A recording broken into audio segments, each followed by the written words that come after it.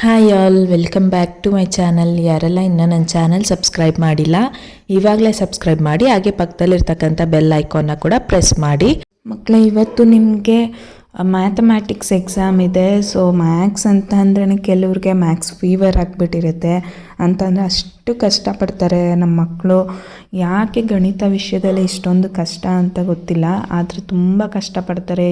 ಯಾವ ರೀತಿ ಎಷ್ಟು ಪ್ರಾಬ್ಲಮ್ಸ್ ಸಾಲ್ವ್ ಮಾಡಿದ್ರು ಅವ್ರಿಗೆ ಸಮಾಧಾನ ಆಗ್ತಾ ಇರಲ್ಲ.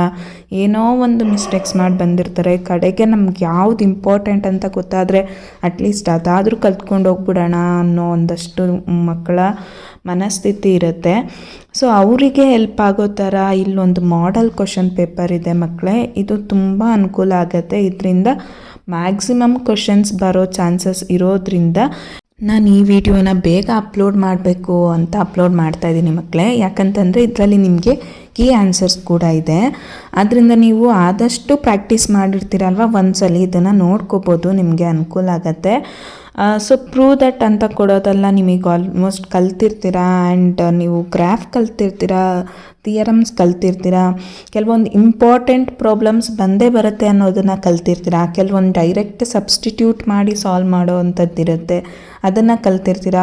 ಸೊ ಈ ರೀತಿ ನೀವು ಯಾವ ಕ್ವಶನ್ಸ್ನ ಕಲಿತ್ರೆ ನನಗೆ 100% ಬಂದೇ ಬರುತ್ತೆ ಅಂತಕ್ಕಂಥ ಕ್ವಶನ್ಸ್ನ ನೀವು ಖಂಡಿತವಾಗ್ಲೂ ಒಂದ್ಸಲ ಅಲ್ದಿದ್ರೆ ಒಂದು 10 ಸಲ 20 ಸಲ ಪ್ರಾಕ್ಟೀಸ್ ಮಾಡಿ ಕಲ್ತಿರಬೇಕು. ಯಾಕಂತಂದರೆ ಅದು ಗೊತ್ತಿದೆ ನಿಮ್ಗೆ ಅದು ಬರುತ್ತೆ ಅಂತ. ಸೊ ಆ ಥರ ಕ್ವಶನ್ಸ್ನ ಯಾವುದೇ ಕಾರಣಕ್ಕೂ ಮಿಸ್ ಮಾಡಬಾರ್ದು.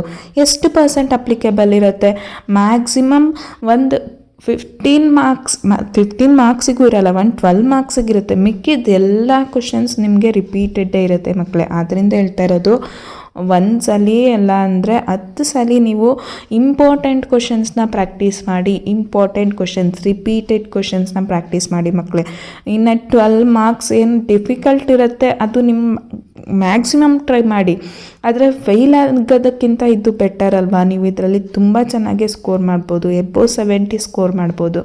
ಅದರಿಂದ ಇಲ್ಲಿ ಬರೀ ರಿಪೀಟೆಡ್ ಕ್ವಶನ್ಸ್ನ ನಾನು ಅಪ್ಲೋಡ್ ಮಾಡ್ತಾಯಿದ್ದೀನಿ. ನಿಮ್ಮ ಥರನೇ ಮ್ಯಾಥ್ಸಲ್ಲಿ ತುಂಬ ಕಷ್ಟಪಡೋ ಮಕ್ಕಳಿಗೆ, ಫ್ರೆಂಡ್ಸಿಗೆ ಈ ವಿಡಿಯೋನ ಶೇರ್ ಮಾಡ್ಕೊಳ್ಳಿ, ಅವ್ರಿಗೂ ಕೂಡ ಹೆಲ್ಪ್ ಆಗ್ಬೋದು. ಇದನ್ನು ಯಾಕೆ ಹೇಳ್ತಾ ಇದ್ದೀನಿ ಅಂತಂದರೆ ಇದರಲ್ಲಿ ಆನ್ಸರ್ಸ್ ಇದೆ. ಸೊ ದಟ್ ನಿಮಗೆ ಬೇರೆ ಬೇರೆ ಬುಕ್ಸ್ ರೆಫರ್ ಮಾಡುವಂತಹ ಕನ್ಫ್ಯೂಷನ್ಸ್ ಇರಲ್ಲ. ಆ್ಯಂಡ್ ಇಂಪಾರ್ಟೆಂಟ್ ಕ್ವಶನ್ಸ್ ಇದೆ. So all the best. Exams ಚೆನ್ನಾಗಿ ಮಾಡಿ.